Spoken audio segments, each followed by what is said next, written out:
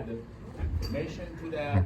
We talked about rubber bending, so now everything will be done on the basis of rubber bending and showing more information, meaning above and beyond what you did in project number 2. Now, the design part of that will now require you to start thinking about, well, in order to do what project 3 requires, what kind of class will I need? Will I be able to use classes that I've done in project 1 and project 2? Or do I need to start everything from scratch to totally brand new classes? Hopefully you're already thinking that, well, no, this is object-oriented programming. We talked about inheritance and reusing objects, and that hopefully, you don't have to do a whole lot of things to get project 3 done, based on what you already have from your previous projects, and in particular from project 2. So that's what we plan on doing. In the meanwhile, we're going to do the roll call, and then we're going to, today will be more a session of having discussions where you provide your ideas as what you think would be, good things to have in the classes that you might need in order to implement project. So in the meanwhile, let's get this thing here done. Abdallah? Present. Addis? Present. Amirli? Present. Ayush? Present. Demelo? Present. Bautista Solis? Present. Benish? Ruta? Present. Vitar? Present. Gui? Present. Chavez? Present. Chaudhuri? Present. Colbath? DeAngelis? Deschler? Present. DeFato? Present. Guy? Present. Herrera? Hossein? Present. Herrera, are you present? It's a lot. Raise your hand if you are. Hossein? Present. Hoffman? Present. Ibrahimov? Present. Ingersoll? Present. Jacasania? Present. Dalportivo? Present. Camille? Present. Kassiev? You don't trust me. Bloko? Present. Kumar? Present. Lam? Present. Koali? Present. Hui Amli? Present. Liu? Present. Losbin? Present. Luhan? Present. Madhupuri? Present. Maharaj? Present. Diaz? Present. Mega? Present. Moran? Present. Narvez? Present. Nilap? Present. Jelena? Present. Nguyen? Present. Nowak? Tiganzwa? Present. Campuzano? Present. Powell? Present. Smith? Ann Pham? Present. Jessica Pham? Present. Tree Pham? Present. Lopez? Present. Lopez? Present. Fudel? Present. Gonzalez? Present. Raghuvanshi? Present. Rao? Present. Romay? Present. Sad? Present. Skandalik? Present. Segal? Present. Shawan? Present. Sheikh? Sinan? Present. Singh? Present. Kalemnikova? Present. Sudedi? Discrete structures. Rodriguez? Present. Tishon? Present. Thompson? Present. Herbank? Present. Vogt? Present. Waba? Present. And Zelano? Okay. Did you just, Karim. last name? I already said it. Oh, all right. Perfect. Okay, so Get up with you. if we were to go back a bit to what we had, I'm just going to have this thing hopefully run. I don't know what you will think. Okay. Here I'm showing you a rough idea of the kind of thing we're interested in, but you won't be doing it that way. Okay. So let me see. Yeah. Okay, I'm going to stop this guy.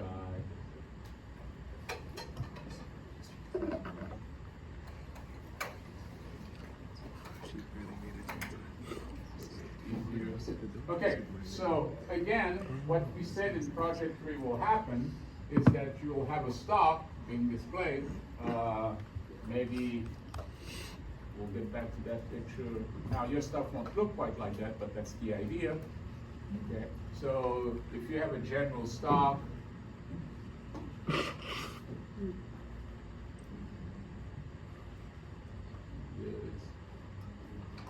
okay, let's say this is a particular stock. You'll notice that I'm going all the way up to basically yesterday. Yeah, this is going all the way till yesterday.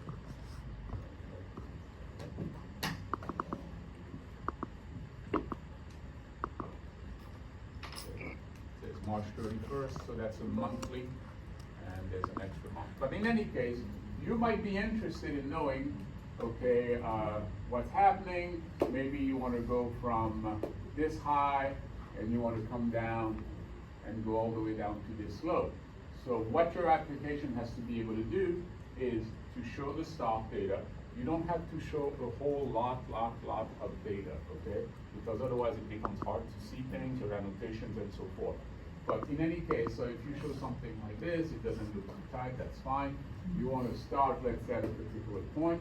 So you click down on that point, and you'll notice one thing. You can't always be exactly right smack dab on that pixel, but you know you want to start over here, and it has that first point that you will start your rectangle on, has to be the high or the low of a peak or a valley. Do we understand that? So you couldn't go and say, oh, I'm going to start on this guy and click here, because that's not a high, and you couldn't click here, that's not a low, okay?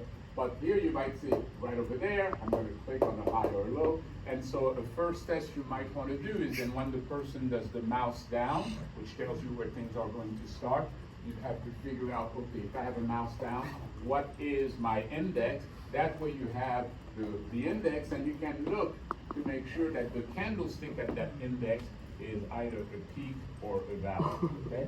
You have to figure that out. Now let's take the easy case. It's either a peak or it's a valley. If it's a peak, then you know that the person is probably wanting to go further down, and you would snap to that peak. If, on the other hand, the point you click on to start over here, is this a peak or a valley? Valley. That's a valley. So you know that probably that person is going to want to go up from there, and in that case, what you want to do, you want to snap to that. And you understand what snapping to means. It means that if, let's say, I click and I don't have to be exact on it, but if I click here, then you should know that, yes, my mouse down was here, but I want to really have my start X and my start Y, which are no longer there. You want your start X and start Y to be over here. And you want your rectangle to grow from that location. Do we understand that? By the way, this is not good for me. I'm blinded by a light. So if I do, it doesn't blind me anymore. Okay? So you want to make sure that's the first little thing, because remember, how many events do we have to handle to do the rubber bending? Huh? How many events? 3. Okay? I mean, so really you just have to know where to put things. So on the mouse down, you want to make sure that you have a little something that helps you figure out, am I starting my rectangle here, or am I starting my rectangle on the high? Okay? So in your mouse down, even though we said, oh, on mouse down, you just want to save the XY as well as say that you are in dragging mode. Those two things, they're pretty simple, but there's a bit more, you know, especially if you want your application to kind of be professional, so that you don't ask people, oh, you got to hit exactly right on that. You're not going to be able to do that. You might hit here or here, but if you click right around here, your code should be smart enough to say, oh, we are on this candlestick, and that candlestick is a peak, it's not a valley, therefore I'm going to go over here. On the other hand, if you went ahead and you click over here, you might say, okay, here's a candlestick, it's not a peak, but it is a valley, so I'm going to snap to the low, because that's probably what we're going to do. We're going to start from the valley, and we're going to go up. Any questions? Okay, so we now know already on the mouse down the little thing that we have to do, particularly get the exact location of the start of our rectangle, which would be either this or this. Okay. Once you have processed or handled your mouse down event, what's the next event that you're looking to do something with? That's right, you're waiting for the mouse move. Or the mouse up, okay? But normally, if I have a mouse down, the next thing I'm going to do is expect it to move. Now, someone could click down and say, oh, no, I don't want that one, and let go, and you never got a mouse down, a mouse move.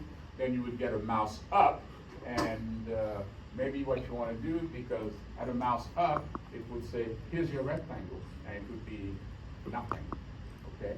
So maybe there are cases like that where you say, oh, you change your mind or whatever, or you selected, I don't know why this does that. Oh, I know why, because I think, well, hold on a second. Yes, let's do this. Oh, I am on that. Okay, I see. We'll fix that so that we don't have that problem anymore. When does my screen go to sleep? But on battery, right now, class is about an hour and 15 minutes. Let's say this. Okay.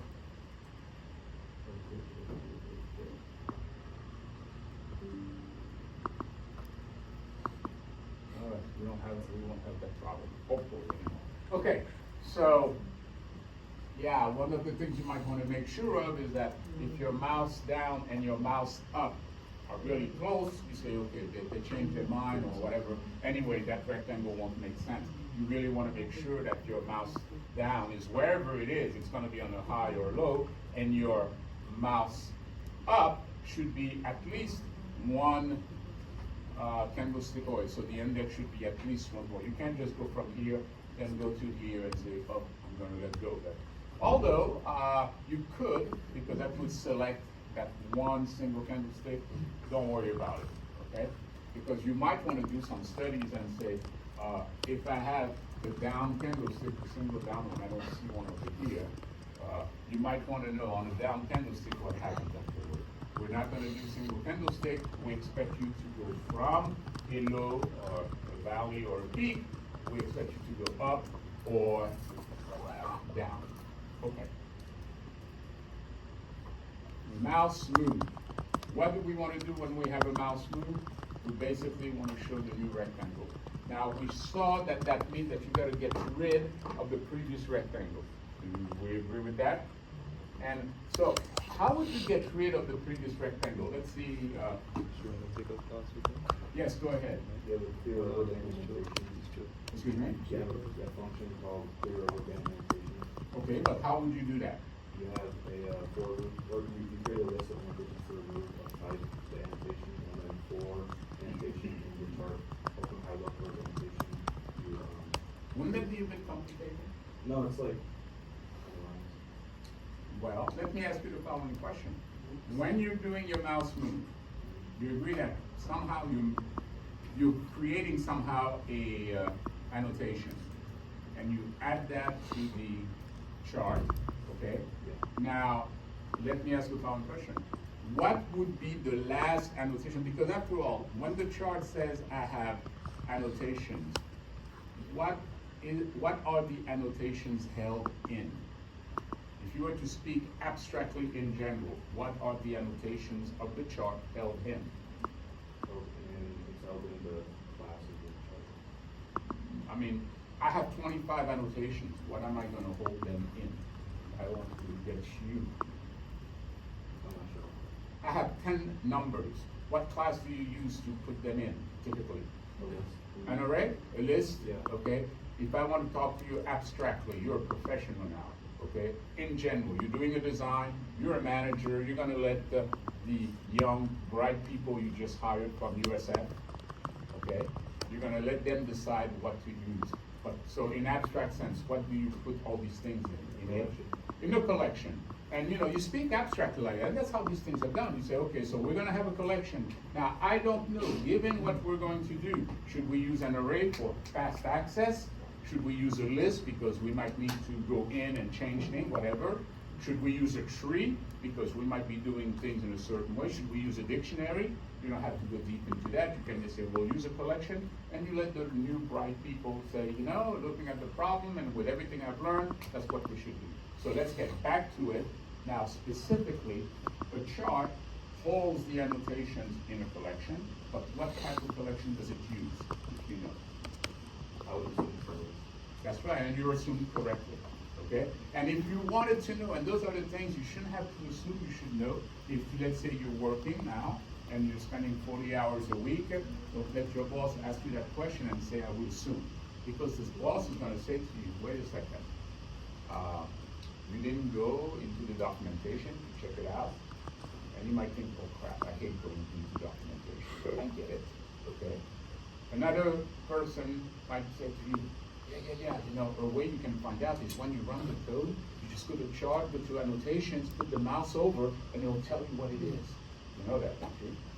Okay, if you're debugging and you put over a variable, it will tell you what type that variable is. If you go, you have an X and you forgot what is X, you move the mouse over, it says integer, and it'll give you the value. Similarly, if you go into the chart and you go into annotations, it will say, oh, it's a list of, you know, individual annotations. Okay, good, that's that. And even then, someone will say, and if you didn't do that, you mean to tell me you never thought of typing in ChatGPT or Copilot, what is the type of the annotation collection? There are many ways to know things, and that makes it bad on you if you don't have an answer. It would be one thing if it was really hard to find that information because it's hidden in some obscure part of the documentation, okay? Then I can understand. But when there are so many ways to know, I say, hey, you should know that, okay? Now, obscure thing, you deal with annotation. How many of you saw that if you're using anchor X and anchor Y, the capital X and capital Y have to be not a number? How many of you saw that? Yeah, if you read the documentation, otherwise you don't know that. You didn't go into it, you start putting anchor X, anchor Y, you have some numbers into X and Y, things are not working. How many of you suffered and cried over not being able to draw a line for a long time? I still see the tears on your faces. But then, how many of you then found the answer? And I can see the satisfaction. I've had students like that. You can tell when someone has solved the problem, they suffered to get to it, and finally they got it. And they know they've learned a lot. That's why I didn't give you the solution. I'm gonna let you find out. And those who don't, well, you can come to the office and chat. Okay, so, going back to you, the annotations are in a list. You get a new rectangle. Give me the sequence of things you would do. You got a new rectangle, you have your list. The last annotation, because you haven't done anything else, so the last annotation would be the last rectangle you have. So, how do we do things rather than what you were saying? Go ahead. You will just clear the last annotation. You say clear annotations? No, the last annotation. Good. So you would clear the last annotation. Well, it's a list, okay? So you can, and annotation, you have, from a list, you have a remove method. Yeah, and you would do index size one. Okay, so you would remove that last annotation, create a new annotation for the new, presumably bigger rectangle, whatever. It could be smaller. You could have gone down with a big rectangle and then come back up, you know. But you have a new rectangle, you would make an annotation for that, and then you would add it to the annotation. There is a chart annotation, add. Still too complicated. Not complicated, but unnecessarily lots of work. Okay, I guess he has, so let him talk. He's been jumping at the bit here. Go. What if we were to just redraw the entire graph for certain research? Redraw the entire graph? We do that kind of like when we. I mean, you can, but you know, think about the following. When you move, how many events do you think you're getting when you do a move like that? Per second? Probably a lot.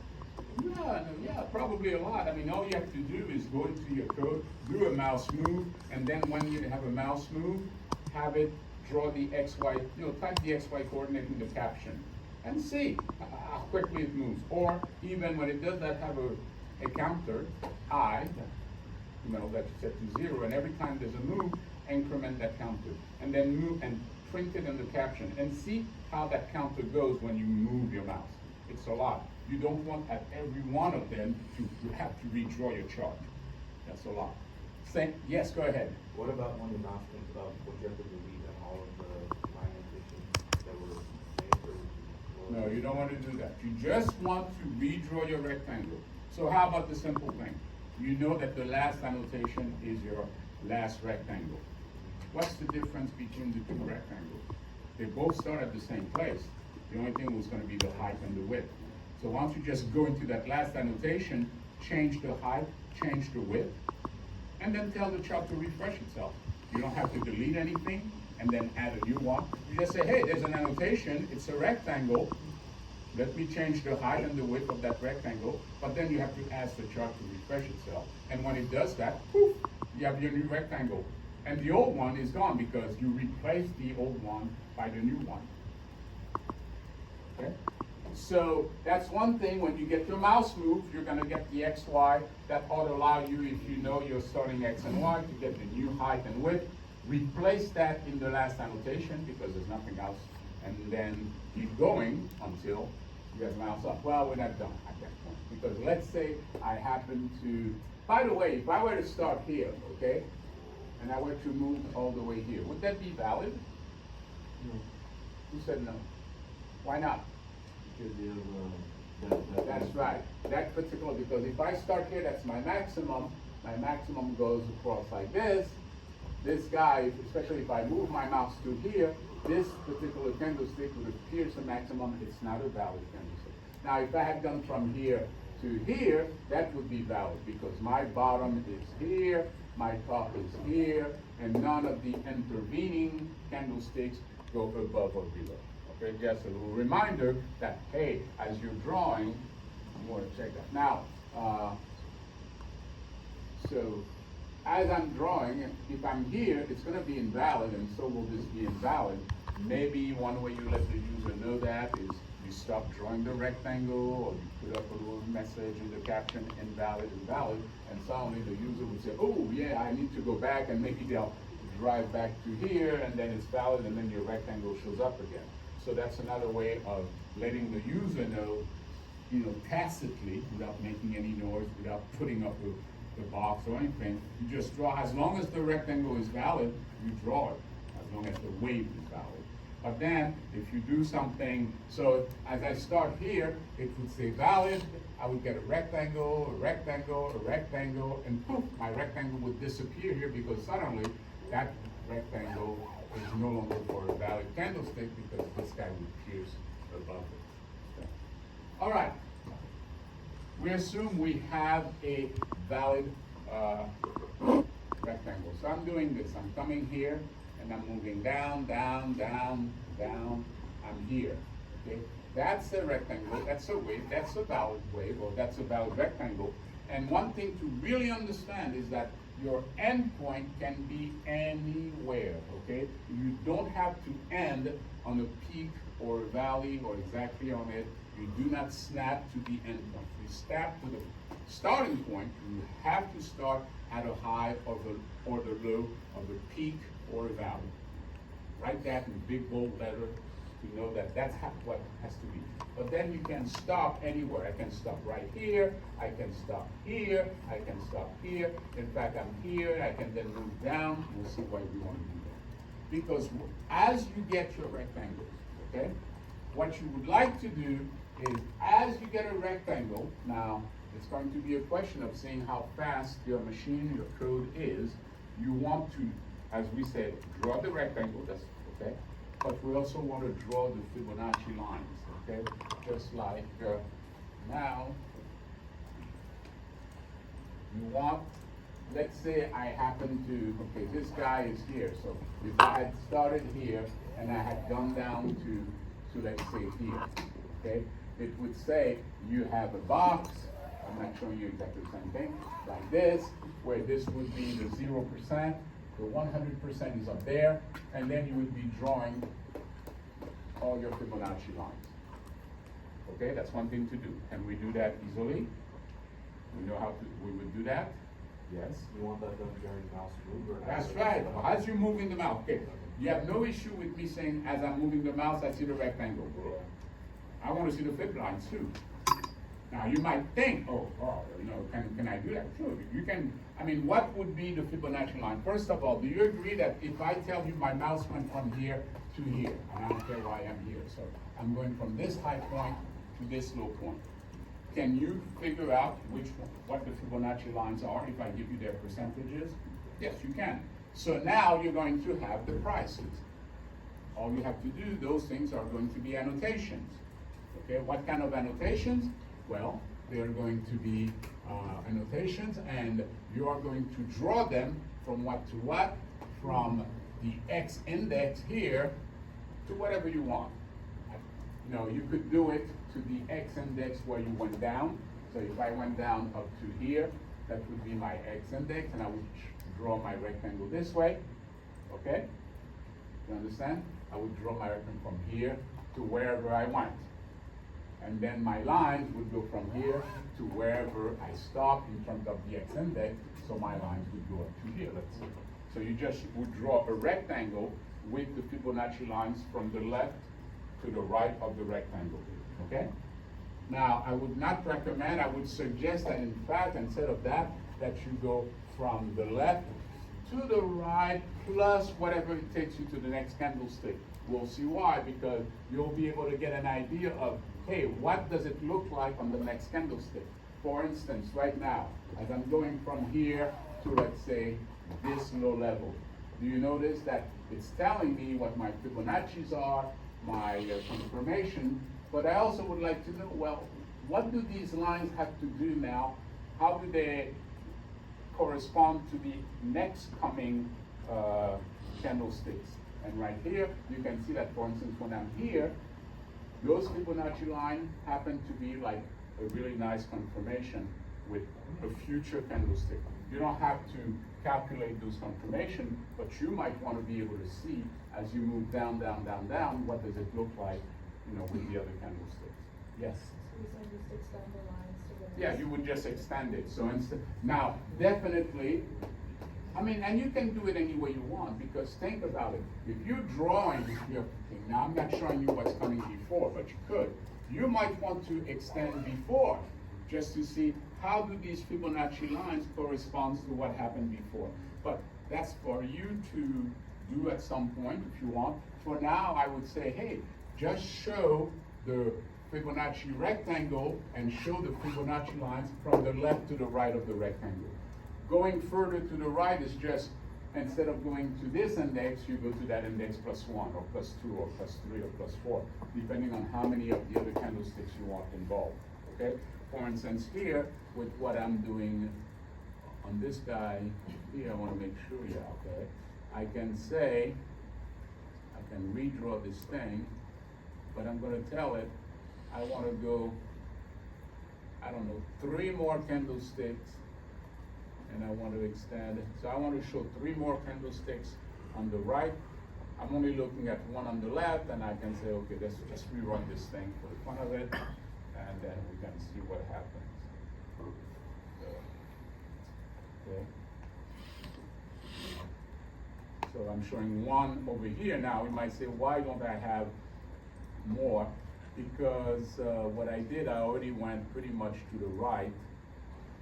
There are 27 candlesticks on this thing, and I go from 24 to 26. So obviously, that's not going to be really good. So instead, let me tell it to go, there's a way from 3 to 19. So I don't know what that's going to look like. So I'm going to say, hey, please go from 3 to 19. So just to show you what your options are, but you can do anything that you want in terms of the stuff. Okay, so show your rectangle wherever you are. I went from there, let's say I moved to here. That would be a rectangle like this. I would then, now you want to only count the confirmation. Okay, this is now when I do the other way around. So I would show something like this. Notice I'm showing 1 extra over here, and I told it go to 3 more. There's only 2 more, so here they are. That way I can see by extending my Fibonacci, what do they correspond to? So you see, as I went from this valley to this peak, these are the Fibonacci, and look at what happened. This Fibonacci, for instance, corresponded to exactly where this second bar stopped and closed, okay? And if you were to look at more, you would see some other interesting things. Okay, so as you draw, now let's say we had started here, we drew our rectangle and we went, let's say, up to here, even if it were a peak or not, doesn't matter. That would establish this rectangle, the one that you see in gray. You would also establish those Fibonacci lines, and again, you can decide if you're gonna just put it in the box, you're not gonna lose points or anything, or if you just wanna go to that index +1, +2, depending on what you want to see afterward, to say, hey, is it true that those Fibonacci will become something attractive to the next candlestick? I mean, after all, why would that candlestick close open exactly on a particular Fibonacci level, okay? So, you would show that, and you would also go ahead and calculate all of the confirmation. Now, in our case here, there's always this one. There happens to be a confirmation here. Now, in my thing, my confirmation are 0.5% below, 0.5% above to make it a 1% area around the Fibonacci level, okay? And 1% of what? Of this thing, this range, not 1% of the price. Like the prices are around 175, 200. 1% of 200 would be a $2 range, okay? I'm not asking for that. I'm saying, hey, we're going from 175 roughly, 275, a little bit more than 100. That's $1, so that's 50 cents roughly around. That's what these little tick marks are, about 50 cents above, 50 cents below, so that the entire range here is 1% of the range. So as you move your rectangle, that range changes, typically it increases. You figure from that range what 1% is, and you want to make sure that when you calculate your confirmation, you make sure, let's see, that the high is within 0.5% of the Fibonacci level. So it will now, it's got to be within 0.5% below or 0.5% above, so it really gives you the full 1% around that area, about that Fibonacci level, to be a confirmation. You have to fall inside that range. Whether you be a high or an open, or it could be a low. This one just missed by being just a little bit too much, I guess. And also, so as long as the high, the low, the open, or the close is within that band, you call that a confirmation. You also want to show that. If you want to show it, you can show it with a little character C, a little dot, whatever you want to show that would say, yeah, here's the confirmation over there, here's another confirmation. Yes? Should we draw the Fibonacci levels even if the trend selection is the valid wave? Or do we only draw if we know we have a valid If it's not a valid wave, don't. Remember we said if you're drawing and it's not a valid wave, what did we say in the first place we would stop displaying? The rectangle, okay? So it would make no sense to see a bunch of Fibonacci lines when you're not showing the rectangle. So basically, you only do these things if the, not the range, but the wave you would have chosen is valid. So one of the things you do when you do a mouse move, you look at the, you know, I'm here, I did a mouse move, where am I? Suppose I'm over here, okay? That mouse move should also check and make sure that all the candlesticks that are inside are within that box. So this one here is right at the bottom of it, and then this is the top of it, that's it, okay? If on the other hand, as I was moving my thing, I'm moving here, that would not be valid. That would be valid because I'm going from this, well, no, I'd have to go further up, and the high of this is somewhere here. So I'd have, as soon as I pass that high, now I start showing my rectangle. After all, if I'm here, and I'm moving my mouse and I'm only here, that doesn't create a valid rectangle. Because if I have this rectangle here, I'm going above it, so that's not good. But as soon as I go past, this is the high right over here, okay? As soon as I'm past the high, now I have a top value that is not pierced and a bottom value that is not pierced. And as long as I'm going up, having started here, I'm up, I'm good, and then as soon as I get over here, I'm still good because I'm higher, I'm good, but if I were to go back down and come here, this is no longer good because my top is here, and my bottom is here, and my top is being pierced. So again, the test is just that wherever you are, you'll have an extreme. Let's say you went from a peak, well, yeah, a peak to a valley. The peak represents the maximum high, the maximum price you can have for any candlestick in your range. Okay. Similarly, if you started at a valley, the valley represents the minimum price of any candlestick. And where you are, where your mouse is on mouse move, will represent the maximum that's allowed. And if any of the candlestick in your range goes above that maximum, you stop drawing. I mean, you still wait for input because maybe the user is doing something like this, turned around, is thinking, well, yeah, I'm gonna keep going up, especially once they see that, oh, my rectangles stop appearing. So, oh yeah, I'm in a bad area, I need to keep going up, okay? So you can do that. And if you're not showing the rectangle, then you also are not going to be showing the Fibonacci levels, you're not going to be calculating the confirmations, you're not gonna show confirmation. But if you were paying attention, particularly when I was chatting with this gentleman here, and how we would do the annotation, we just threw a pretty big, hammer in the works. Because our assumption with the annotation was that the last annotation would be the rectangle. And that when we move, we just need to change the height and the width of the rectangle. Well, the problem is now as we move, we draw the rectangle, but we also draw what? All these Fibonacci lines. So now we have more annotation. So we can't say anymore that the last annotation is our rectangle.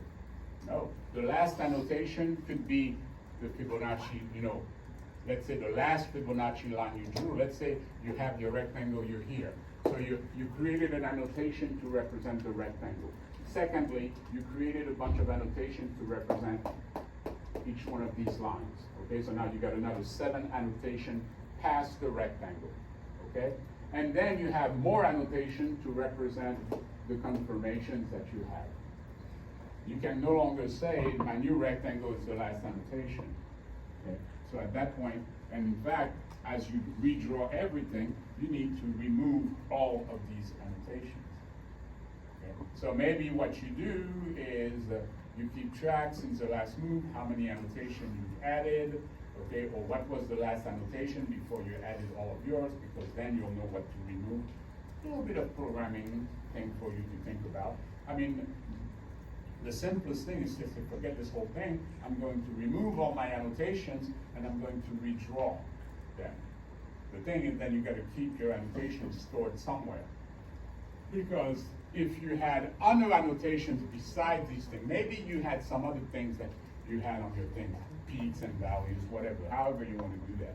You have to make sure that when you clear all the annotations, in order to redraw your rectangle, redraw your Fibonacci lines, and redraw your confirmations, that whatever else you had, if you want to keep them, you have to save them and add those annotations back again. Yes? You can delete based on the annotation name. Yeah, okay. Do it on the annotation name, but now you gotta make sure you know what name to go and remove, okay? You read that. Don't tell them too much. Okay, so now, mouse move, we realize that we no longer just want to show a rectangle. We want to show a rectangle, we want to show the Fibonacci lines, we want to show the confirmations associated with that, and we want to display somewhere, maybe in your application, you may have a little text box where you put the number of confirmations. So that little text box will contain, the equivalent of this, 4, 5, 6, okay? Now, what's the whole point of this? Is if you want to do some sort of study. Let me see. I want to check something here. I need a downward movement. So let me see if I can. Let's not do that. Use everything. I'm going to see if I can find a stock that has.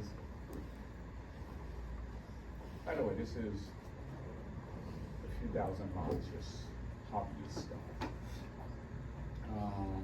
Anybody have a stock they're interested in?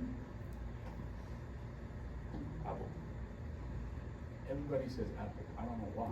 Walmart. Huh? Walmart. Yeah. So hold on. Yes? What? What's the ticker? I just watched a YouTube video about it. Palantir, Palantir? Yeah, But what, PLTR? What? Okay, well, you go on Google, you type Palantir, but anybody know what Palantir's ticker is, if it's even on the S&P 500. So let me check something. Until you find it, I mean, say ticker for Palantir, it'll tell you. PLTR.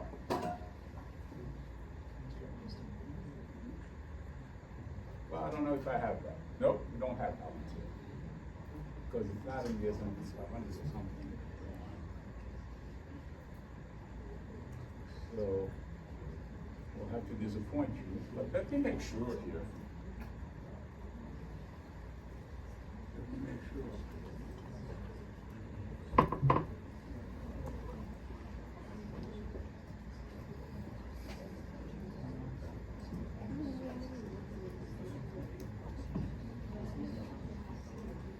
Hold on just a second.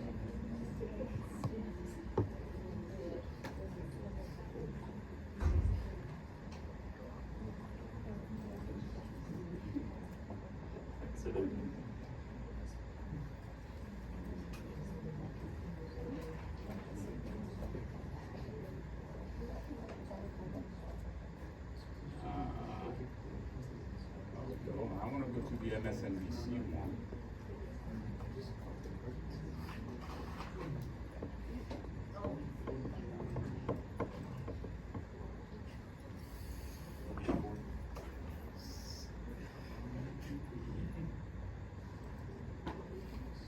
Bear with me a second.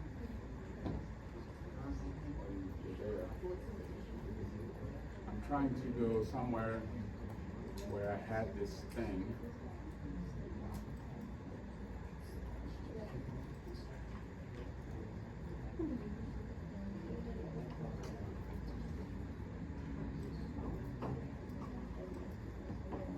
Weird things.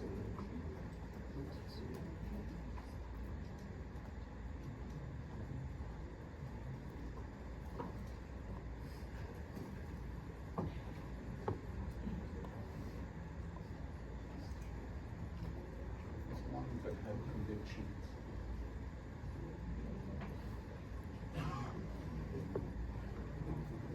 Let's see.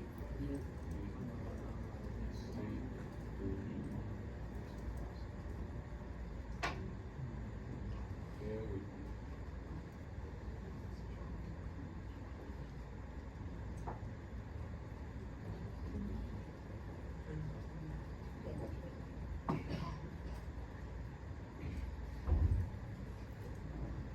Not one of these.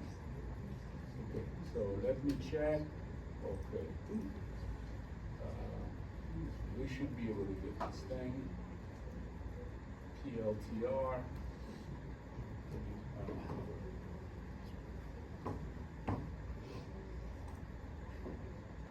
Okay, this is also to show you how they do their things.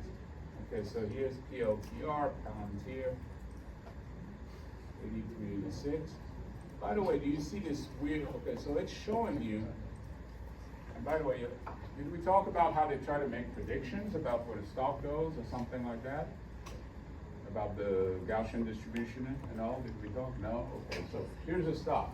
And what they show you, if you go and try to see the MSN, you can see that if I put my mouse here, here's what it tells you. I'm going to tell you with 90% probability where the stock is going to be, and it tells you after so many days. So right now we're here on day one. Well, there's no uncertainty. You know what the price is right now, okay? But then you say, hey, what is the price going to be tomorrow, or likely to be tomorrow, and so forth. And that's what this curve thing here, it gives you the range of prices of where it might be certain days later. Like if you want to know 3 days later, okay, it says now it's going to be between this price and this price statistically, and so on.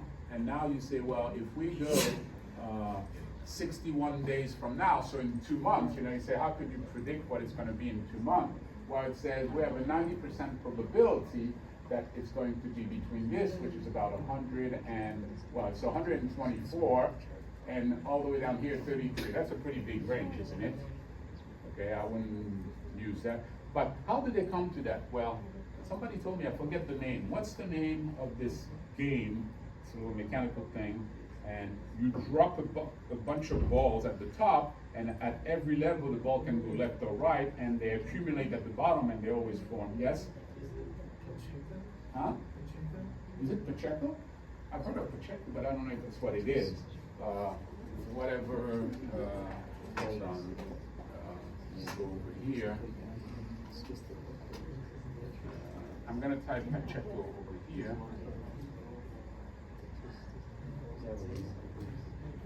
See, no. Okay, hold on a second.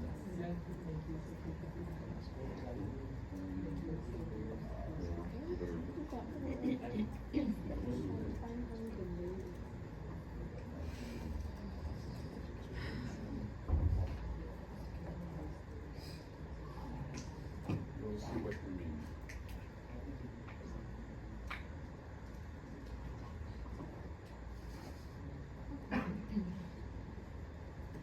I'm just putting a long sentence here so that it can find that for me. Plinko. Does anybody know Plinko? Okay, hold on.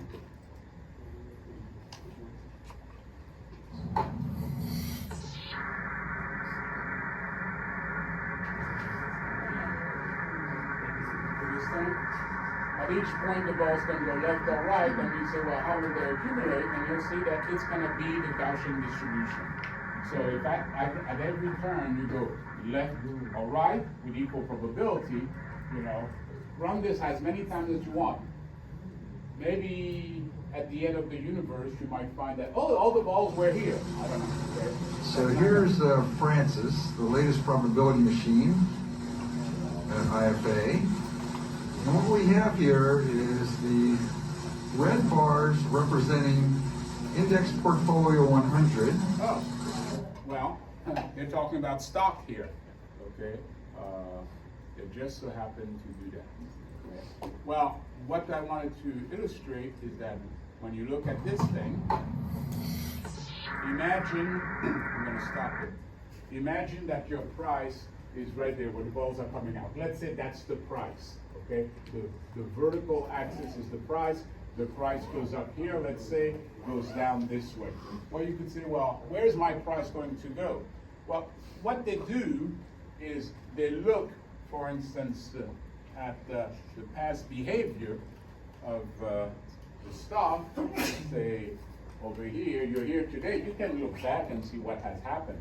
You can look at every time I was at a particular price, the next bar, did the price go up or did it go down? And they can count those and say, you know something, over the last 6 months, and this volatility is calculated over sliding periods of time, they might say over the last 6 months, we tended to go up by, an average of 5 cents, 80% of the time. We went down by 7 cents, 20% of the time. So you have the statistics. So now you can say, all right, so if that's true, where am I likely to be tomorrow? Well, I might be up 5 cents, I might be up 7 cents with such and such probability. Then where am I likely to be in 2 days? Where now, depending on where you were on the next day, you could be going up or down again based on this probability. And if you extend that, you end up with a Gaussian curve, like you saw with that game of Pacheco, okay? After all, of Plinko, really. When you think about it, at first a ball was here, let's say each ball is a price, and some of these balls end up all the way here. They're very high price or very low price or vice versa. But most of them on average end up still within this particular range. So you still have a bit of an idea, if the stats are true, that if I started at a particular price, this is where I'm likely. So here's Francis, the latest probability machine at IFA. And what we have here is and amazingly, after these 5,000 or 6,000 beads fall, they end up forming a distribution that is very similar to that of Portfolio 100, Index Portfolio 100. Okay, so you can see how that works out. Basically, what you want to be able to do, like here, they allow you to say, after day 42, day 67, of course, there's more and more and more uncertainty as to where you're going to be. Well, what we're trying to do, and what you will be doing, bless you. Okay, we were saying we don't have Palantir, but someone before that had said, hey, I want Apple, so let's see what happens if we ask for Apple. So it's loading it, it's doing a few little calculations. As long as this is black, it's calculating something, so we have to wait till it's done with that. And what I need to know is, okay, it just finished, and it says, so this is what Apple is looking at, like, you know, until now. So, you know, if I wanted to have an idea, I could say I wanted to see, as I was going downward, let's say from here to here, could I have predicted what this bar was going to do? So I got to see 1, 2, 3, 4, 5, 6, 7, 8, 9, 10, 11, 12. This is bar number 12, that's the peak. 13, 14, 15. So I expect that there's a wave from 12 to 15. Here's 15. Yeah, there is a 12 to 15. So I'm going to say, okay, go for that. Show us what that looks like. Okay, so it's going to run. And when it's done, it's going to show us that part of the thing. So here it is. We're going down from 12 to 15, okay? At that point, it says there were 3 confirmations, 1, 2, 3, and you might want to know, okay, if I were to keep going down, is there going to be a point where the picture will look even nicer in terms of number of confirmation?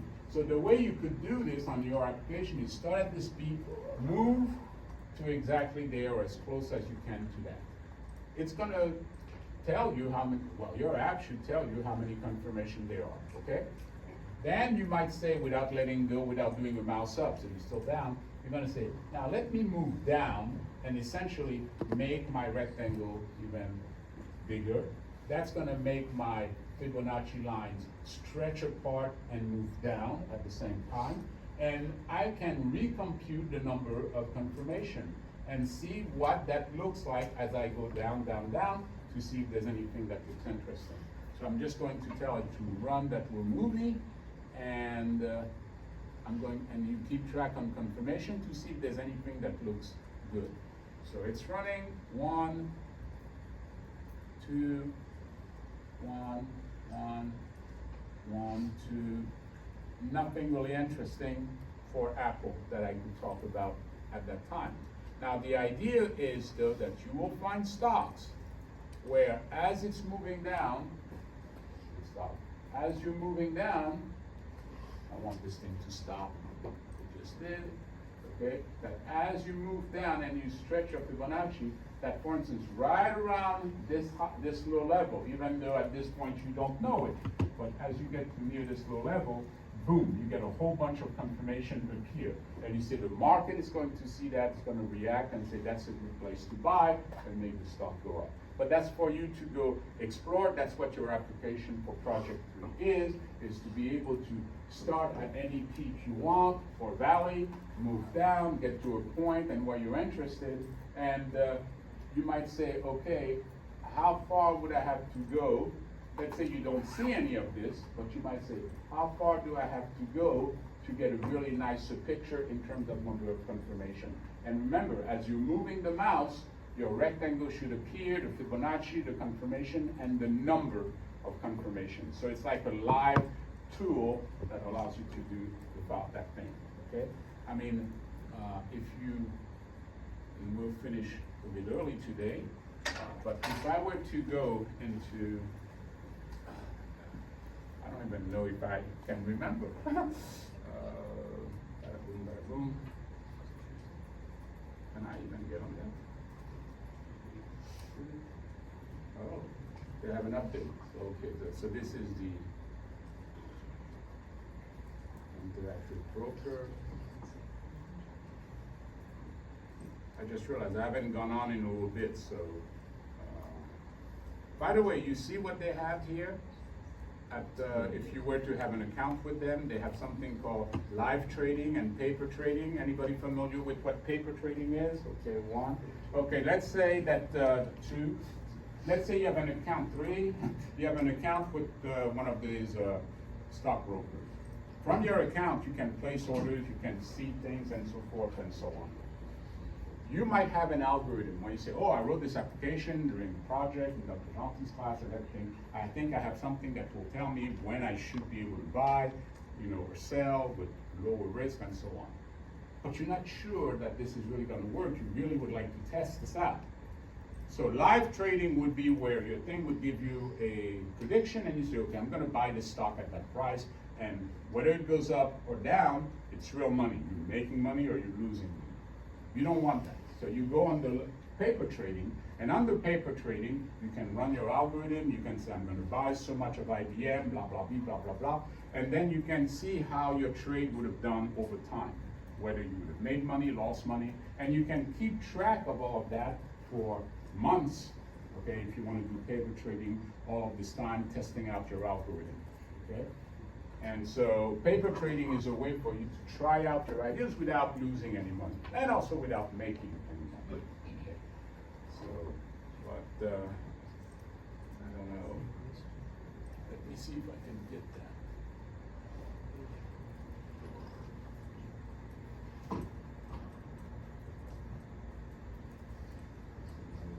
I don't even think that's really. Yeah, it's telling me no. Okay.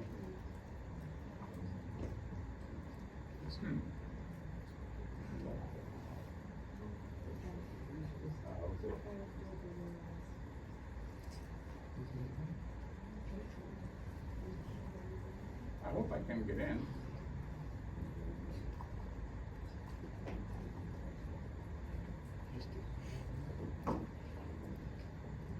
Okay, I'm gonna try. Now I have to wait 40 seconds because I typed the wrong thing. Ah, yes.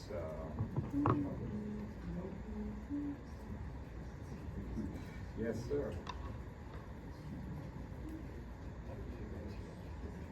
And I hope I remember my password. No, I don't. That's interesting. I'll have to go figure out my password. But in any case, what this was going to be to show you how they even have tools that allow you to, draw things and show the Fibonacci line. So as you move your mouse, you see Fibonacci levels. That's where you can take a look at what the stock really has done in the past. Mine is live, so what you could see on a minute by minute, the bars move and how even within an hour, if you're looking at minute bars, there would be 60-minute bar, you can draw and you can see how indeed the stock goes up, it gets to a Fibonacci level, it bounces off of it, like the moment it sees it, it says no. That's because there are other machines doing exactly that kind of thing. There's not someone thinking and looking at every bar, and I mean you can, but it's gonna go mad. So you have algorithms that run these things and they look and they alert you, they say, okay, we're getting close to a Fibonacci level, start looking, and then you make a decision. But you have a pretty good idea of what your project 3 is supposed to be. Start at a peak or valley, move your mouse. If you have a valid wave, display a rectangle, display the associated Fibonacci levels. At first, if you just want to see quickly if it works, display the 50% Fibonacci level, okay? Just to see how that runs, how quickly. Calculate your confirmation, and so that means that your new wave class will be something that will have to know where, at what peak and valley it started. Now, it's not going to end at a peak or valley, so unlike the previous wave class that you had in Project 2, which started and ended at 2 peaks and valleys, now you only start at 1 peak and valley. The other is just going to be maybe an index, and then your wave should also have information about what are all the levels of the Fibonacci levels for that particular rectangle. It would have to know all the candlesticks that are within your rectangle so that you know how to calculate your confirmations, okay? Your confirmations are only for, like, let's say if you had stopped here, okay, you're moving and you're at this point, you only want to know the confirmation associated with this, and this. You don't care about those. But if now suddenly you keep moving and now you're here, so your rectangle also encompasses this candlestick, you would have to see if this candlestick has a confirmation with the Fibonacci levels, okay? And then if you start moving downward because you want to see what happens as your candlestick, as your wave has a higher range, you can also show that. Because then you might find that as you go lower and lower, there might be a particular price where, in fact, you might see that your confirmations go up, shoot up, come down, and go down at a particular price. That price should have some meaning. And how would you know? Then you need to see what's coming next to see if that particular price is indeed where a future bar, bounced off at the open, at the close, whatever it is. That's why you might want to display your Fibonacci lines from the left hand, but beyond the right hand. Maybe a couple of indices beyond. Okay?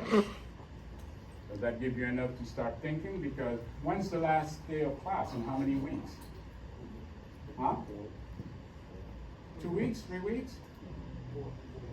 3 weeks. But the last week you're not allowed to have something due.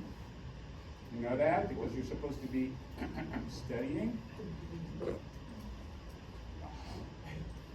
What do you mean 4? Yeah, we can do that, but no. So you may have less time than you think, so start thinking about that. Because I will not be allowed to give you, if on the last week of class on that Friday, I can't. Then you have finals. So things may be due the Sunday before that last week. So start thinking, start asking questions to yourself and then later to me, because I'm going to post the requirement, and in fact, you have enough that you should be able to do this. But we'll still be here, we still have a couple of weeks, when you really want to make sure that if you have any questions, if there was something that wasn't quite understood on project 2, that you get that done, because this is not asking you too much more than what project 2 had. We're just adding the drawing of the Fibonacci lines, adding the calculation of the confirmations, all right? We'll see you next week. Anybody who was late still needs to get things fixed up here?